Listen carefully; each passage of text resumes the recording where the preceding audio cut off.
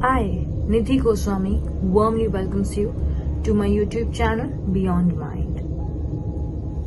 Today, I want to ask you, what do you do when you feel your pain has no point? What do you do when you feel your suffering has no end? What do you do when you feel you're knocked down by concerns related to finance, family, marriage, relationship, or even health? When you meet someone and they ask you, "How are you?" you say, "You're fine." But the truth is, you're not. And they don't know that. We are humans.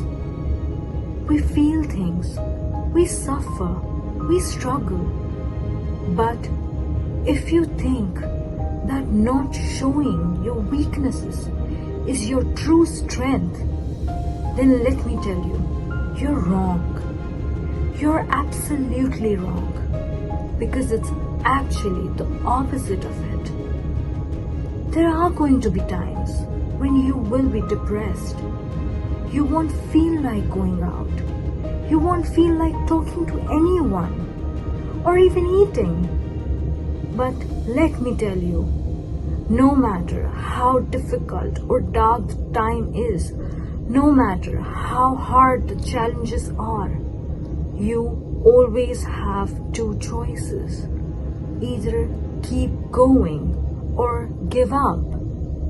But the problem is, most of us choose giving up rather than going on because we are too tired and fed up of trying. But what we don't know is that most of the time we face the toughest and the most challenging phase when we are just about to reach our destination, which means most of us give up when we're just 1 or 2 steps away from our goal and we are not even aware about it. Once, a man had to sell off his assets to keep his business going, to which his 10-year-old son asked him, "Why don't you just get rid of it instead of investing in it?" The man replied, "I have hope that things will get better." The boy was quite intrigued by this, so he asked, "What is hope?" The man then took his son to a well and asked him to jump. The boy was quite reluctant about it, so the man pushed him into the well and hid behind the tree. The boy was so scared and frightened to death that he started drowning within few minutes. He was rescued by the man later. The next day, the man again took his son to the well and asked him to jump. The boy was a bit hesitant this time, but he jumped. And the man again hid behind the tree, but this time he stayed there for quite a long because the boy kept pushing himself harder and harder to stay on the surface. After a few minutes, the man came and rescued his son and asked him, "What changed today? Yesterday you almost drowned within 5 minutes, but today you kept pushing yourself for 15 minutes. What changed?" The boy replied, "Yesterday I was so scared that I gave up. But today I knew that my father is going to come and save me, which motivated me, which kept me going, which kept me pushing myself harder and harder."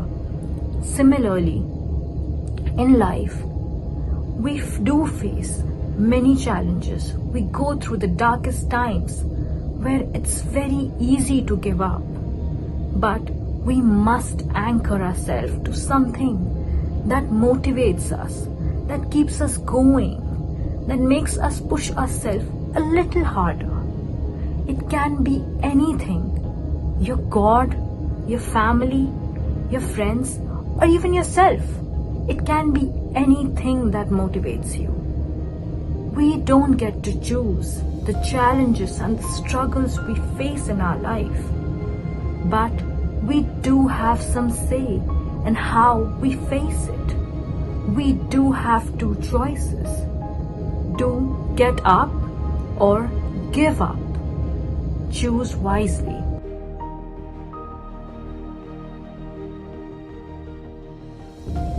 I would like to conclude by reciting a poem by John Whittier. When the things go wrong, as they sometimes will, when the roads you're trudging seems all uphill, when the funds are low and the debts are high, and you want to smile, but you have to sigh, when the care is pressing you down a bit, rest if you must, but don't you quit.